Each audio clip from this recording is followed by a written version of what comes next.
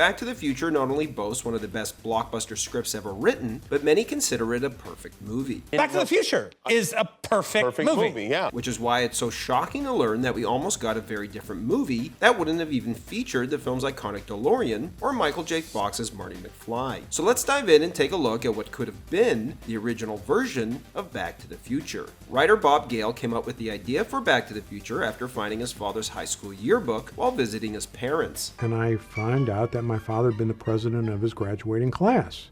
I didn't know this. And I'm looking at him and thinking about the president of my graduating class, who was a guy I'd have nothing to do with. And I thought, would I have been friends with him if I had gone to high school, or would I have just hated his guts? After taking the idea back to his writing partner Robert Zemeckis, known together as the two Bobs, Zemeckis lit up and mentioned how his mother's high school stories were often contradictory.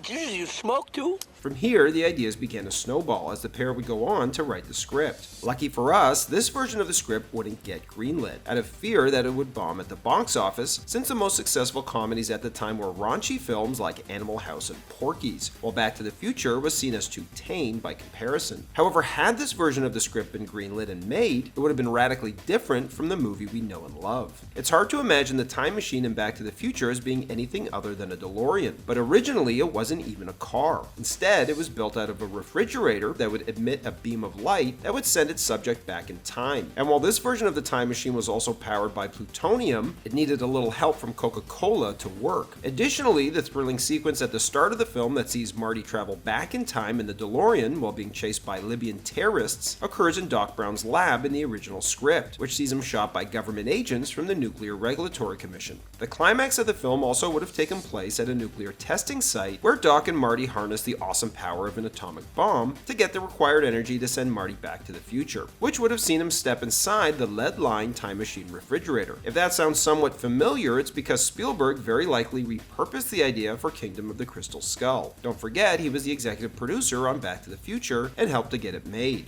Eventually, the refrigerator would be changed to a car for a couple of reasons. First, Spielberg worried that children would climb into fridges and then get trapped inside, trying to replicate the scene from the film. And that's because at the time, many fridges still had latches on them that would hold the door shut, making it impossible to open from the inside. And two, a time chamber is very static, and Zemeckis wanted it to be able to move. Bob said, you know what, wouldn't it make more sense for this to be mobile? Next thing I knew, a week later, they gave me some revised pages.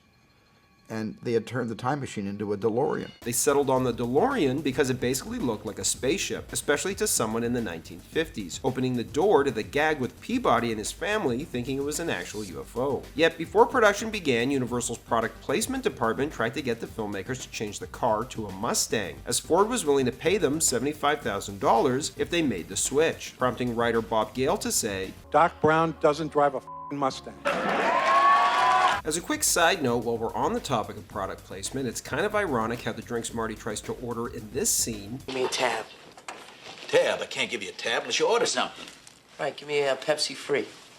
You want a Pepsi, pal? You're gonna pay for it. Are as foreign to the guy behind the counter as they probably are to modern audiences, as Pepsi Free and Tab no longer exist. Additionally, Pepsi, one of the sponsors of the film, was against Marty mentioning Tab, which was a drink produced by their competitor Coca-Cola. However, the filmmakers liked the joke so much, they refused to remove it. Now, getting back to the original version of the film, where Doc Brown is known as Professor Brown and doesn't have a dog named Einstein, but instead has a chimpanzee named Shem. Additionally, to fund his scientific experiments, he and Marty pirate movies. Obviously, it goes without saying that the studio didn't like that the script promoted bootlegging films, leading to that plot device eventually being scrapped. Some of the biggest differences, however, occur at the very end, as we witness how Professor Brown and Marty altered the future. One of the most iconic scenes from the original film is Marty realizing his dream of performing at the high school dance by performing Johnny Be Good, while Chuck Berry listens over the phone, thereby inventing rock and roll. In the original version, the dancing by the students is so overzealous that an elderly teacher calls the cops to report a riot. On his way out, Marty tells the band to never play that song again, as he doesn't want to mess with history, thinking rock and roll will happen on its own. Except it doesn't. And when Marty goes back to the future, he learns that mambo is the most popular genre of music, with rock and roll having never been invented. Not only that, but the entire world is different thanks to Professor Brown's inventions, as everything has a retro-futuristic aesthetic. There are flying cars, robot housekeepers, and everything's powered by Coca-Cola. And the reason the Bobs wrote this retro-futuristic ending ending was because before Bob Gale found his father's yearbook and came up with the story of a kid going back in time to meet his parents, he and Zemeckis already had a time travel movie idea they wanted to make, but couldn't quite crack. And that idea was inspired by the fact that predictions about the future are always wrong, and they thought it would be cool to do a movie where you change the past, and the present would end up looking like how the future was predicted to look from when they were kids. So this ending was the result of that initial idea. That's also where the character of Doc Brown originated from too, as he was part of it. So the Back to the Future we know and love is a fusion of those two time travel movie ideas. Anyway, back to the original ending. Because of Marty going to the past, Professor Brown decides not to invent the time machine, and because of this, he's never shot and killed by the government agents from the Nuclear Regulatory Commission. Now I know what you're thinking. If Brown never invents a time machine, then how does Marty travel back in time in the first place? Isn't that a paradox? And wouldn't there now be two Martys once Marty returns from the 50s? The script explains this away by saying that when Marty returned from the past, the version of him in the 80s simply disappeared into an interdimensional time warp. Oh, how convenient! And while in the original ending, Marty finds his family much better off financially thanks to his dad's renewed confidence, which motivated him to become a successful sci-fi author, in this version he would have become a professional boxer and heavyweight champion of the world after knocking out Biff, who now works as a family security guard. And for fans who have complained for decades that George and Lorraine should have recognized Marty following his exploits in 1955, even though that was 30 years prior and he only showed up for like a week of their lives, this version of the film ends with George pulling out a newspaper clipping showing Marty on stage at George's high school dance, which caused a riot. As George looks at the picture of Marty, he shakes his head and says, nah, couldn't be. While the spine of the story is the same, many of these differences likely would have prevented the film from becoming the instant classic it became, leading me to see a situation where Back to the Future would have probably been a modest hit, and something we look back on now is that weird 80s movie that not everyone's seen, with a time-traveling refrigerator and a pet monkey. However, even after all these changes were made to give us the film we know and love, one can't help but wonder if it would have been as successful without Michael J. Fox as Marty McFly.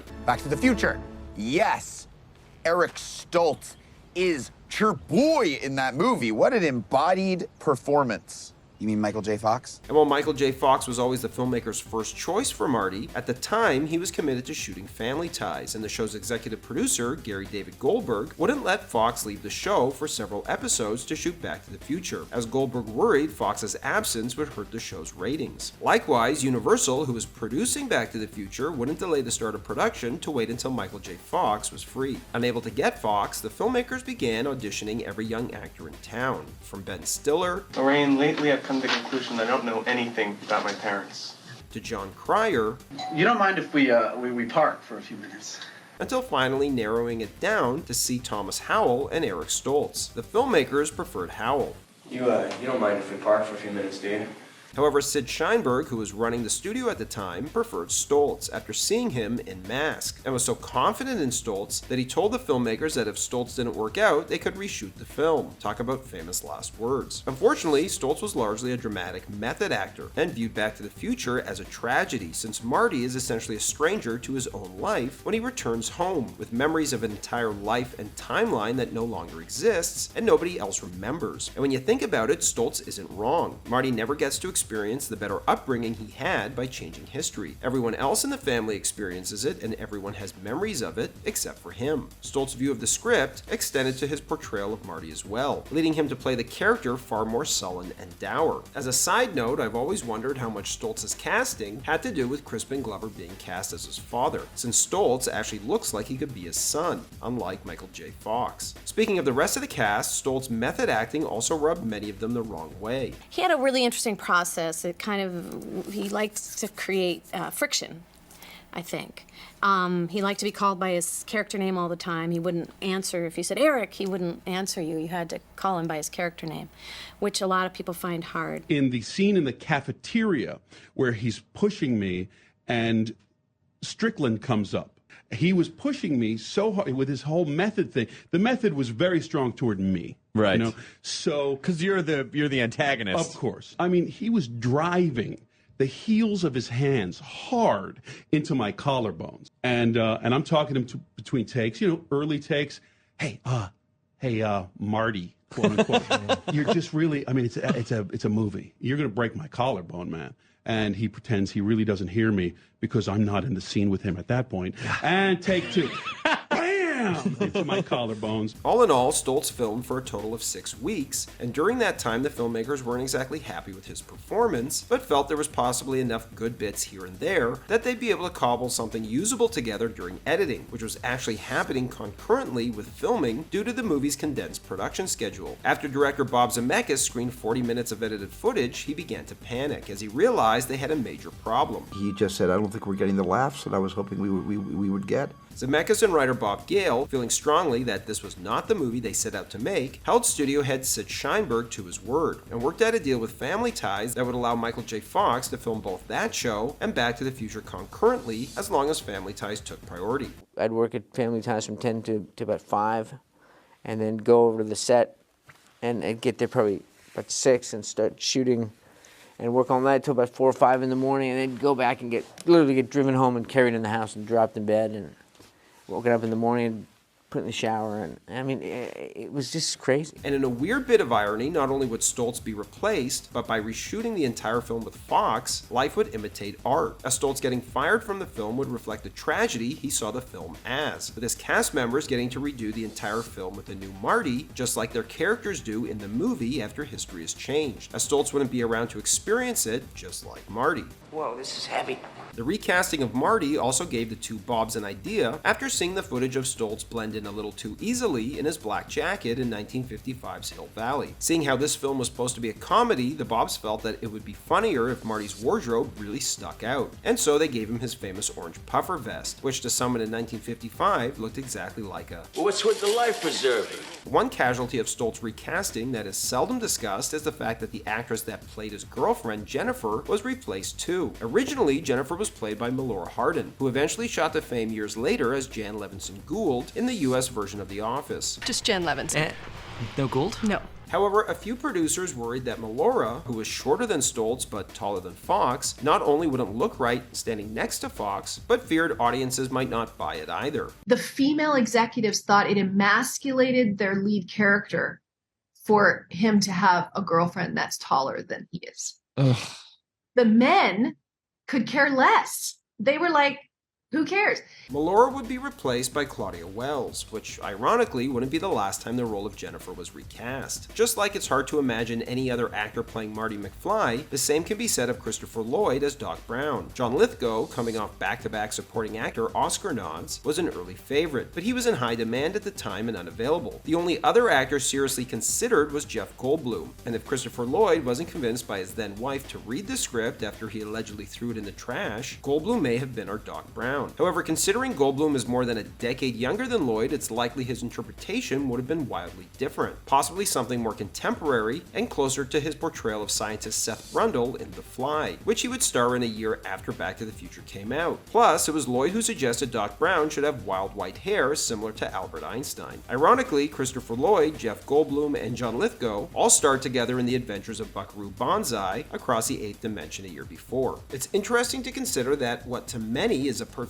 movie only got that way due to considerable delays, studio demands, budget cuts, and several recastings. For example, the original climax with the atomic bomb was only rewritten because it would have been way too expensive to shoot, forcing the Bobs to rethink the ending. As they looked up at the courthouse, they realized they could use a bolt of lightning for the 21 gigawatts! and slap a clock on said courthouse and change it to a clock tower, which was a fitting touch for a movie literally about time. Likewise, studio head Sid Sheinberg, who had pushed so hard for Stoltz, is responsible for several other changes in the script, like Marty's mom being renamed to Lorraine after Sid's real-life wife, changing Professor Brown's name to Doc, the changing of Doc's pet monkey to a pet dog, and the changing of the ending from a retro-futuristic one to the one we know and love. We criticize studio interference a lot on this channel, but as is the case in Back to the Future, sometimes it's a good thing, although not all the time. And one day we get this memo and it says, I've come up with the perfect title for this movie, Spaceman from Pluto, and here are some changes in the script that you can make to reflect the title. And so Bob and I went to Steven and we said, holy shit, what do we do? And he turned to his assistant and he said, let's send Sid a memo. Dear Sid, thank you for your most humorous memo of November 14th. We all got a big laugh out of it. Keep them coming.